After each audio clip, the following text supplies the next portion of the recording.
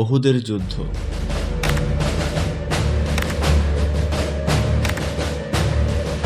ইসলামের ইতিহাসে একটি গুরুত্বপূর্ণ ও শিক্ষণীয় যুদ্ধ।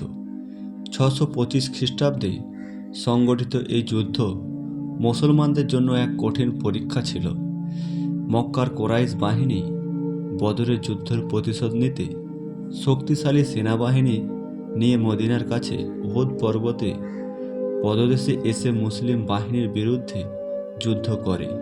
এই যুদ্ধে মুসলমানেরা প্রথমে বিজয়ের পথে থাকলেও পরবর্তীতে কিছু ভুলের কারণে পরাজয়ের মুখে পড়ে। বদরের যুদ্ধে মুসলমানেদের হাতে কোরাইশরা পরাজিত হলে তারা প্রতিশোধ গ্রহণের প্রস্তুতি নিতে থাকে। মক্কার নেতারা অর্থ ও জনশক্তি সংগ্রহ করে একটি শক্তিশালী সেনাবাহিনী গঠন করে। অবশেষে আবু সুফিয়ানের নেতৃত্বে 3000 সৈন্য বিশিষ্ট এক বিশাল বাহিনী মদিনার দিকে অগ্রসর হয়। রসুল সাল্লাল্লাহু আলাইহি সাল্লাম মুসলমানদের নির্দেশ পরামর্শ করেন। অনেক সাহাবীর মত ছিল মদিনার মধ্যে যুদ্ধ করা, কিন্তু যুবকদের অনুরোধে সিদ্ধান্ত হয় মাঠে গিয়ে যুদ্ধ করার।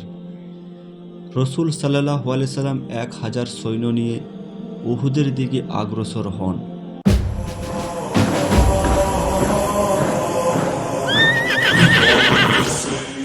কিন্তু পথিমধ্যেই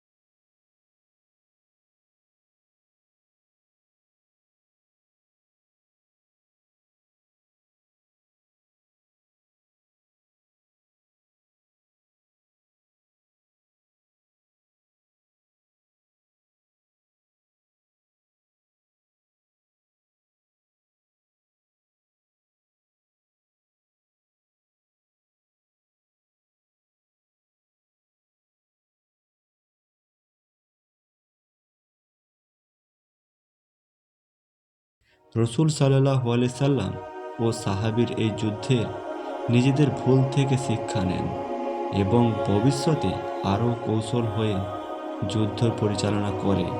এই যুদ্ধ ইসলামের ইতিহাসে এক গুরুত্বপূর্ণ দৃষ্টান্ত হয়ে রয়েছে।